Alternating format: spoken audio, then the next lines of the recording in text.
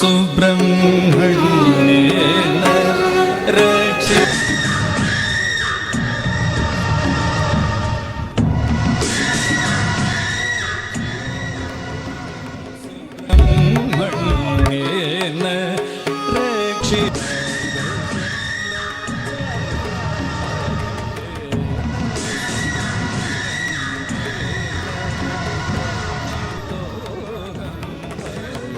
നീയൊക്കെ ഏതാ കുറെ നേരമായാലും എന്റെ പുറകെ കിടക്കണു. നീ കഴിഞ്ഞ വർഷം ഞങ്ങളോട്ടൊരു പണി വന്നു. ഒരു വർഷത്തെ കാത്തിരിപ്പ തിരിച്ച് ഞങ്ങൾ പണിതിരിക്കും. കൊന്നിട്ട് പൊക്കോണം. ഒരല്പം ജീവൻ ബാക്കി വെച്ചാ അടുത്ത ഉത്സവത്തിന് ഞാൻ തിരിച്ചു പണിയും. അതൊക്കെ നിന്റെ വിധി പോലെ ഇരിക്കും.